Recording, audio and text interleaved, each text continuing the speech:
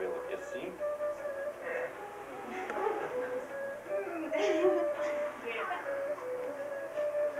Se puder fazer isso segurando o pé, melhor. Aí vai depender muito das dimensões do corpo de cada um.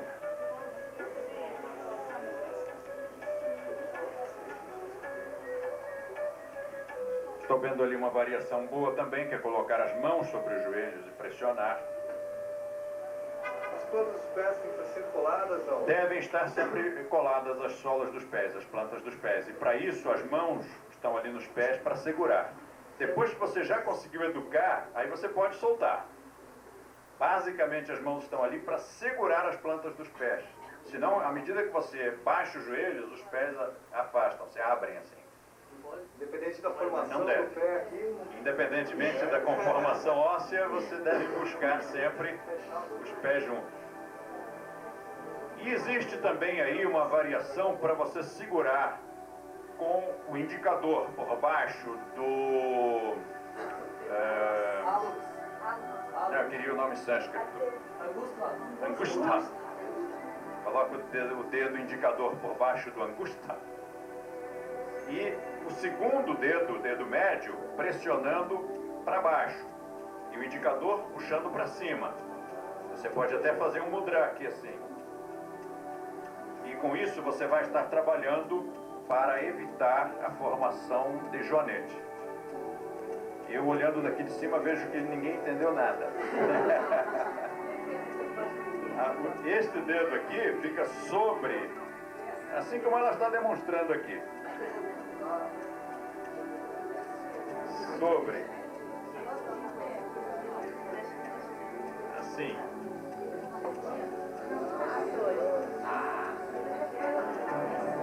Agora sim.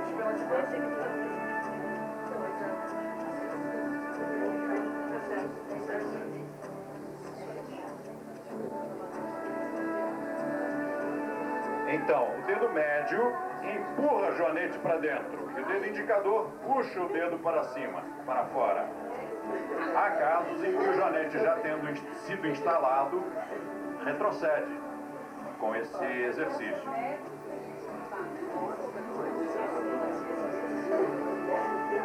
Eu antigamente pensava que joanete era problema de sapato apertado e endemia de ocidentais.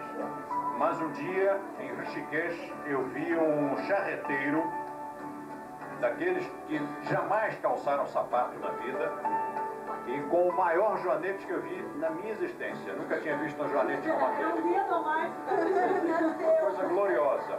E aí eu descobri que realmente não era problema de sapato, não. Bom, próximo asana. Vamos fazer agora o Samana Vajrasana. Samana Vajrasana, também chamado Vajra Samanasana.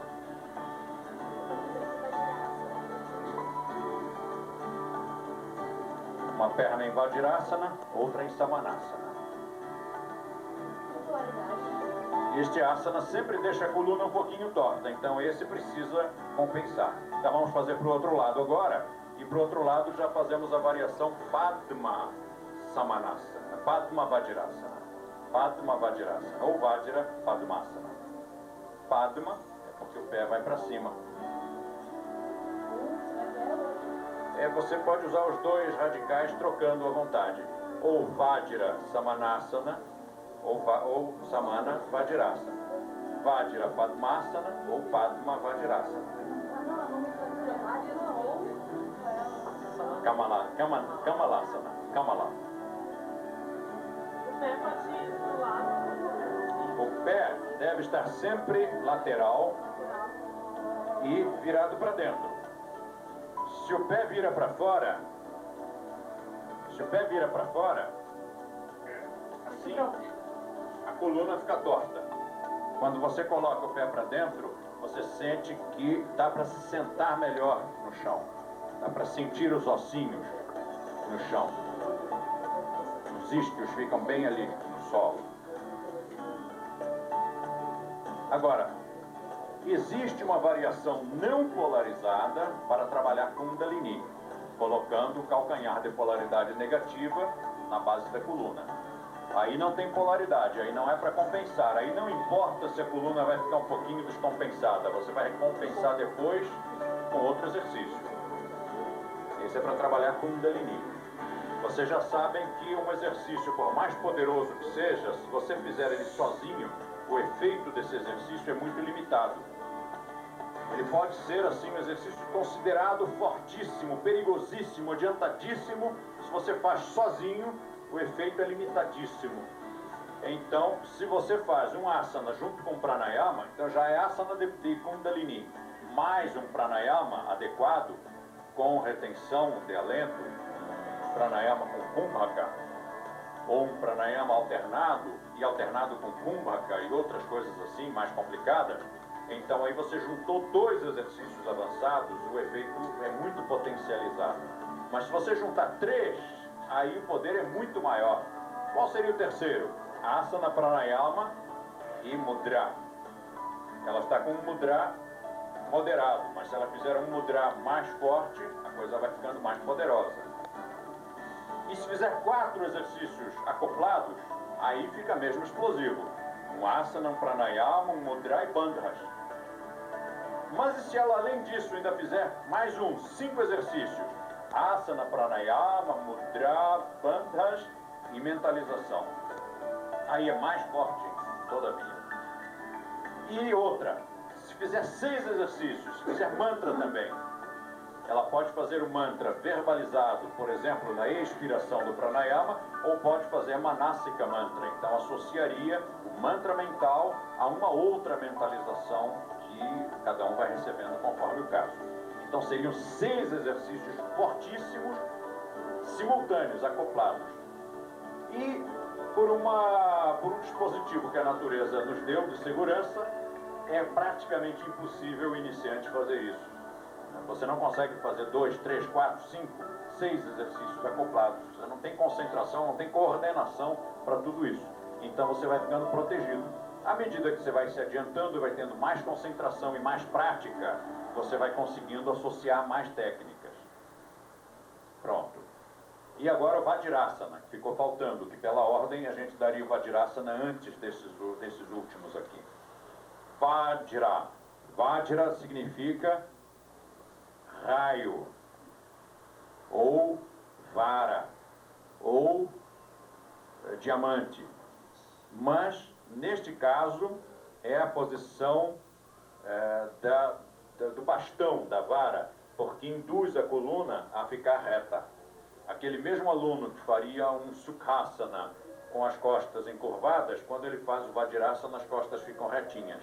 Por isso ganhou o nome de Vajra, ou vara, bastão. Quando vocês lerem em livros que essa é a posição do diamante, já sabe que houve uma confusão aí, porque significa também diamante, mas nesse caso seria a linha Vajrayana do budismo, que é, Yana quer dizer caminho, então é a senda do diamante, a senda diamantina, mas não o asana. E no caso da arte marcial hindu, Vajra Musti, Musti quer dizer soco, punho cerrado. Vajra Musti é o soco rápido como um raio. Então, dependendo da posição na frase ou no termo aplicado, Vajra pode ter esses 3 significados: raio, diamante ou bastão. Nesse caso aqui é bastão. Pronto, acho que chega de asanas sentados, né? Então agora, pela sequência da série protótipo, você começa sentado, inicia a aula com as mãos em Shiva Mudra, passa para Pranam Mudra. Nas posições sentadas você faz Mudra, Puja e Mantra e Pranayama. Depois você faz um Kriya, que é o Trataka, e se levanta para fazer Nauli, que é outro Kriya. Depois de pé já passa para os asanas. Nos 4 primeiros anos, tem alguma preferência entre o Siddhasana e o Padmasana, por exemplo? Siddhasana nos 3 primeiros anos. Siddhasana. E o Padmasana e o Pranayama. Você sabe o que é o Siddhasana? É o asana da Sida, da Maria Aparecida. E em outros países em que AIDS se diz Sida, e a gente já diz que é o asana da Sida mesmo, da AIDS. Então o H tem que estar sempre presente. Se a gente não pronunciar o H, em alguns casos a gente vai estar pronunciando uma outra coisa, vai estar dizendo uma outra coisa. Então, se existe uma preferência para os 4 primeiros angas, Mudra, Puja, Mantra, Pranayama, fazê-los em que asana? Depende do adiantamento do aluno e depende do objetivo do professor para com aquele aluno. É um aluno mais adiantado, mas o professor não tem intenção de deixar que ele corra demais, porque ele já se adiantou muito antes da hora. O professor puxa o freio de mão. Ou, ao contrário, ele quer acelerar. Aquele aluno ali não está mostrando a performance, o rendimento necessário, que era esperado. Então, vamos acelerar, vamos colocar uma prática mais avançada. Também, se o dia está frio, então vamos fazer o Swastikasana. É um aluno que precisa abrir mais as articulações, vamos optar então por um Bhadrasana. É um aluno cujas costas ficam muito encurvadas, vamos optar por um Vajrasana. Ou nós queremos fazer uma prática mais desligando daqui de baixo, uma prática mais para ascensão, então aí Padmasana. Mas queremos fazer uma prática para despertar Kundalini e ativar os chakras, então aí é o Siddhasana. Fora isso, existe um outro cuidado. Vocês observaram que a maior parte dos asanas de meditação, de respiração, são asanas com as pernas cruzadas. Este aqui não tem as pernas cruzadas, mas ele também não é tão usado assim. Você observa que na Índia é muito pouco utilizado, no yoga é muito pouco utilizado. É mais utilizado para enriquecer um outro asana com uma posição de pernas, ou até uma variação mais simples, como é o caso dos yogasanas. Yogasana feito com as pernas em Vajrasana é para aqueles que não conseguem fazer com as pernas em Padmasana. Por que então a maioria com as pernas cruzadas? A razão é a seguinte: sempre que nós cruzamos as pernas ou os braços, nós travamos um tipo de energia sutil, que é aquela utilizada para o efeito da mediunidade. Como no yoga nós não queremos mediunidade, a mediunidade para nós não serve, porque nós queremos que todas as realizações sejam feitas por nós mesmos, a energia seja nossa. Se nós vamos produzir um fenômeno, o fenômeno tem que ser produzido com a nossa energia e não com a energia de uma outra inteligência. E também queremos que a nossa consciência permaneça o tempo todo muito lúcida. Não podemos nos permitir um tipo de mediunidade inconsciente. Então, no yoga, a maior parte das técnicas são acompanhadas de pernas cruzadas.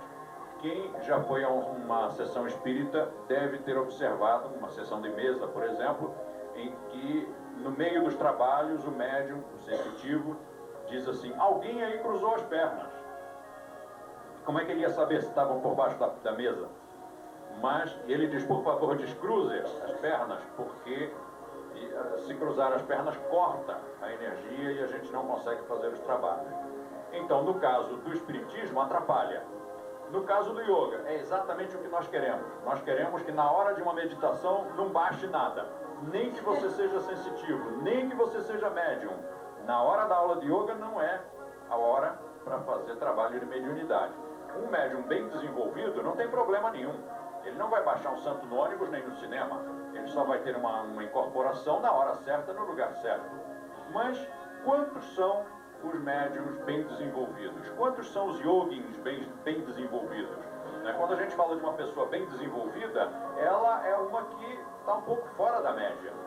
Então, nós não podemos contar com isso. Já imaginou se você, no meio de uma aula, dando uma aula de yoga, aí resolve fazer um puja, e você diz: feche os olhos, concentre-se, e ele associa com o comando que ele recebeu lá no centro. Feche os olhos, concentre-se, e o objetivo naquele caso era uma incorporação. Ele, por associação, por reflexo condicionado, na hora que você na aula de yoga diz: feche os olhos, concentre-se, tum, acontece. O que vai ocorrer? Você vai perder alunos, você vai ter problema, todo mundo vai associar yoga com espiritismo, não tem nenhuma semelhança, não tem nada que ver. Então a melhor coisa é mesmo dar preferência às posições com as pernas cruzadas. Essa foi a resposta para o Pedroca. Então agora, outra forma de nos levantar. Você consegue levantar em Bhadrasana? Isso. E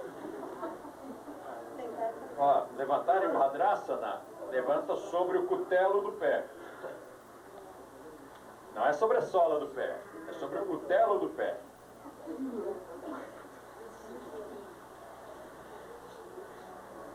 E é por isso que é difícil. E para sentar, sentamos-nos da mesma forma. Sem bater no chão. Não pode fazer bum.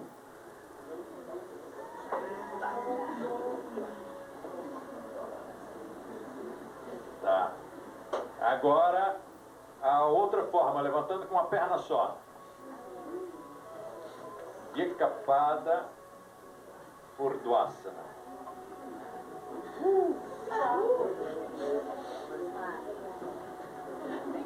Aí. Muito bom. Tem que treinar sempre com a perna mais difícil. Qual é a perna mais difícil? Pega a perna mais difícil e senta com ela.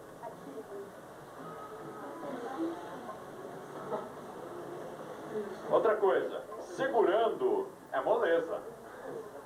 Então vamos agora subir sem segurar. Perna estendida. E levantando.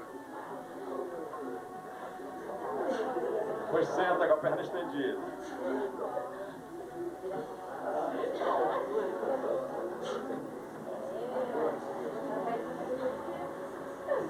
Fazer o Nauli. Começamos com o Dhyana Bandha. Primeira coisa, a simples contração da musculatura e dos órgãos abdominais. Udik significa para cima, Yana, caminho. Uddiyana Bandha, Bandha, contração, para cima. Quer dizer, você não está puxando só para dentro, você está puxando, na verdade, para cima. Uddiyana Bandha, Uddiyana Bandha. Existe uma forma que é estática. Você expira, faz a contração muito forte a ponto de aparecer o desenho das vértebras sobre a pele abdominal. Vamos ver, quero ver o desenho das vértebras. Acho que estamos todos muito gordinhos, porque eu não estou vendo vértebras.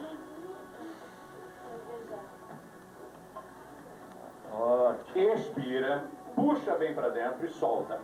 Puxa bem para dentro e solta. Não é jogar para fora, é soltar, é relaxar. Para dentro e relaxa, para dentro e relaxa, para dentro e relaxa. Depois vai acelerando. Quem não tiver ainda o domínio, é melhor fazer bem feito do que fazer depressa. A velocidade vai aparecendo sozinha com o tempo.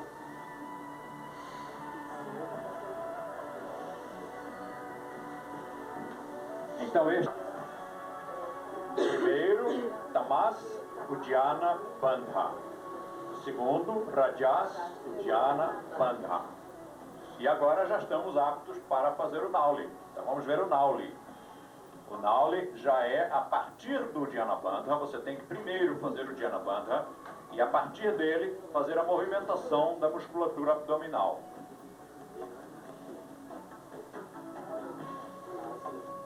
Depois eu quero que vocês façam a mesma coisa, mas rebolando menos.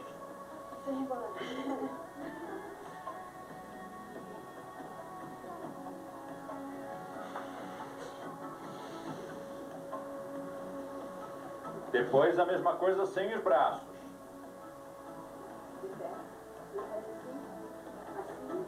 Não, com as mãos para trás.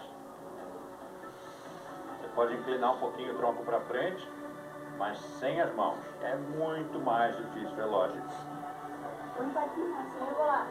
Também sentado. Também é difícil fazer sentado. Estou gostando de ver muita gente fazendo sem as mãos. Mas faz devagarinho, faz devagar, senão não vai conseguir dominar bem a movimentação. Outra variação mais difícil é fazer sentado. Não, você pode fazer desinclinado. Inclinado é mais fácil, mas se fizer com o corpo ereto, é mais difícil. Pronto. Nauli não é asana, mas faz parte da sequência, então a gente estuda ele também. O Nauli, quem é que já conseguiu fazer? Olha quanta gente, que bom. Quem não conseguiu fazer, levanta o braço. Então essa explicação é para quem não conseguiu fazer e é uma explicação também para os professores. Senta um pouquinho que eu vou ocupar o quadro negro. Vocês tiveram aula de desenho no colégio? Vocês se lembram de um compasso de madeira em cuja ponta ficava um giz e na outra ponta ficava um prego? Era um instrumento mais ou menos assim, ó. Tinha uma articulação aqui, aqui tinha um prego e aqui tinha um pedaço de giz. Então isso aí vai nos ajudar a entender como é que funciona a Nauli. Imagine que aqui você colocou uma mola. A mola são os braços. E que aqui você amarrou uma cordinha, um cordão. O cordão é a massa abdominal, especialmente o grande reto abdominal. Se você abrir o ângulo aqui, o que vai acontecer com a cordinha? Se a mola empurrar e o ângulo se abrir, a mola empurrou, o ângulo se abriu, e aí o que aconteceu com a cordinha? Tum, esticou lá para frente. E é assim que começa tudo. Então quem ainda não fez o Nauli, vai fazer assim. Vai se lembrar disto, vai fazer esta posição, o braço é a mola, puxa a barriga lá para dentro, tem que estar em Uddiyana Bandha, e aí você faz pressão com o braço. E aí o grande reto abdominal salta para o meio. Isola no meio. Depois é só você ir alternando a pressão dos braços e o grande reto abdominal vai para um lado ou para o outro. Aí você faz pressão de um lado, pressão dos dois lados, pressão do outro lado. Novamente, pressão de um lado, pressão dos dois lados, pressão do outro lado. E com isso o Nauli vai girando. Para que lado gira o Nauli? Gira no sentido dos movimentos peristálticos. Ele vai girar de uma maneira tal que ele empurre as fezes para a eliminação. Nós temos aqui o cólon ascendente, cólon transverso e cólon descendente. As fezes fazem esse percurso, né? Vêm para cá, passam para cá e descem para lá. Então o Nauli tem que ser assim. Eu já vi muita gente que fez a vida inteira o Nauli para o outro lado e não deu problema algum. Não ficou enfesado por causa disso.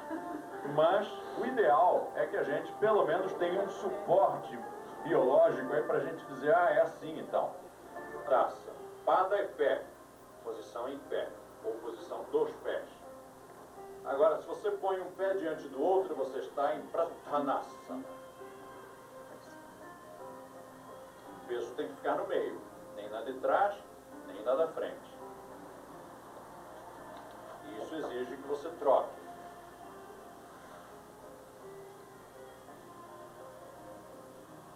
Novamente, Padasana. E aí você passa, lembre-se sempre, nós estamos seguindo o texto da série Protótipo gravada em CD. E aí a gravação diz, passemos para Ardha Vrikshasana.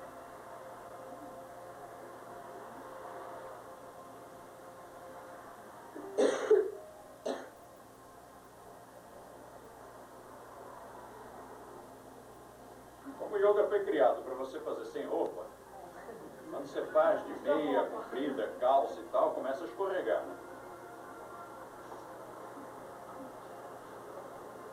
Agora, vamos dar uma corrigida na postura. Dani, na postura da pessoa. Isto é uma posição, não é uma postura. Isto é a posição chamada Ardha Vrikshasana. Agora vamos corrigir a nossa postura na posição. Dani, fica mais ereto, menos torto na lateral. A outra, Dani, faz aí, bundinha para dentro.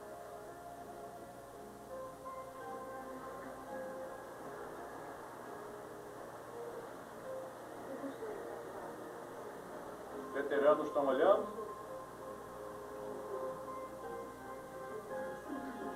Acho que tá bom. Olhando por aqui parece que tá bom. É. No início, quando a pessoa não tem muita flexibilidade, a tendência é dar uma roubadinha. Fazer assim. Então o que você tem que fazer? Puxar aqui para cima e aqui para dentro.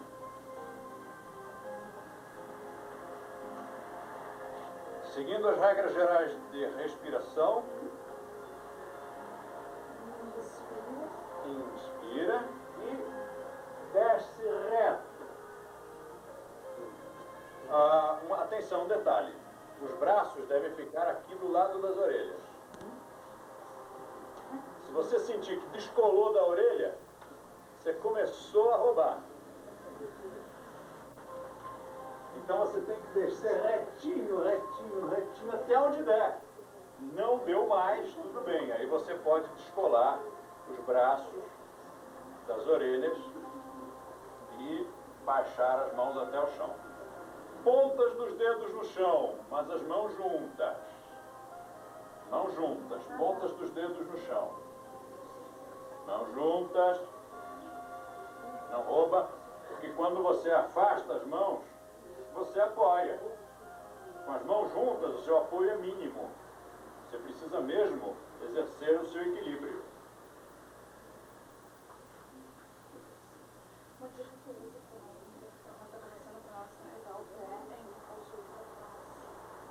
O joelho sempre para trás. Aliás, este asana está tão mais correto quanto mais o joelho estiver para trás e um perto do outro. Para que o joelho fique mais perto do outro, você tem que puxar o pé mais para cima. Então, ele estará tão mais correto quanto mais o joelho estiver para trás e quanto mais um joelho estiver próximo do outro. E para voltar, volta da mesma forma. Traz, sem mover o corpo, traz os braços até que você sinta que o braço tocou, que os braços tocaram nas orelhas. E aí vai subindo com as costas tão retinhas quanto possível. Chegou lá em cima, volta os braços, para os braços diante do peito e confirma o equilíbrio. Não tira rápido o pé, porque isso é um pouco de truque, né? Quando a pessoa não sabe fazer, não dominou a técnica, ela já vai subindo e tirando o pé. Quando você dominou, você volta, vai até lá em cima, chegou lá em cima, peraí, deixa eu tirar isso daqui, ficou preso. Quando chegar lá em cima, volta e fica aqui. Confirmou? Tá, então agora solta o pé. Agora para o outro lado.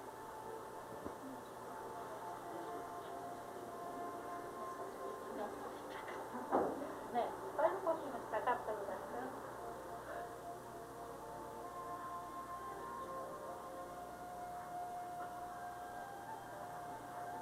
Toda movimentação é uma coreografia. Tudo que você move, tudo que você movimenta, movimentou a mão, movimentou o tronco, movimentou o olhar, é uma coreografia.